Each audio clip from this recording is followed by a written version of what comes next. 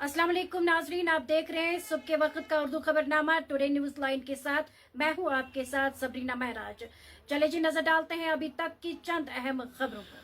Union territory Ladakh के नए lieutenant governor कुविंदर Gupta ने अपने ओहदे का बाज़ाबिता तौर पर जारी संभाल लिया। उन्होंने अपने खिताब में इस अज़म का इजहार किया कि वो अवामी ताउन से लद्दाख की तामीर और तरक्की को मुमकिन बनाएंगे और इसे आलमी सतह पर एक मुमताज सयाहती मकाम के तौर पर तस्लीम कराएंगे। गुप्ता को लद्दाख में लेफ्टिनेंट गवर्नर के ओहदे का हलफ जम्मू कश्मीर और लद्दाख हाई कोर्ट के चीफ जस्टिस अरविंद पाली ने राज निवास में मुनक़िदा एक बावकार तकरीब के दौरान दिलाया। इस मौके पर मीडिया से बात करते हुए कुविंदर गुप्ता ने कहा, मुझे लद्दाख का लेफ्टिनेंट गवर्नर मुकर्रर किया गया है।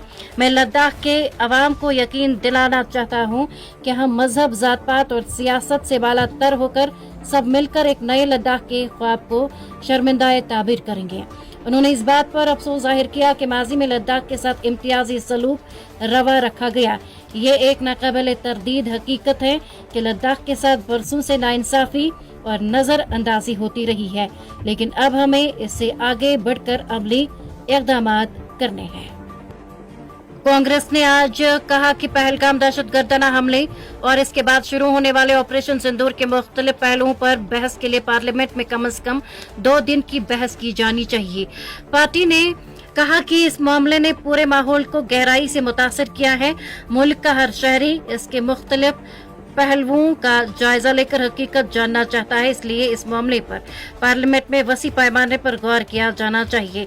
कांग्रेस के कम्युनिकेशन डिपार्टमेंट के इंचार्ज जयराम रमेश ने कहा कि जम्मू कश्मीर के पहलगाम में 22 अप्रैल को हुए दहशतगर्दाना हमले पर हमें कम से कम 2 दिन की बहस व मुबाहिसा करना होगा। हमारे सामने कई अहम अमूर हैं जिन पर बात करने की जरूरत है।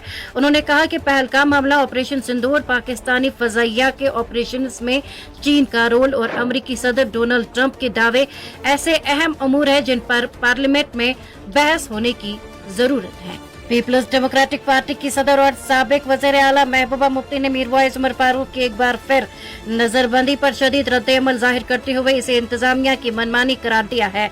महबूबा मुफ्ती ने अपने एक बयान में कहा कि एक बार फिर मीरवाइज साहब को घर में नजरबंद कर दिया गया है।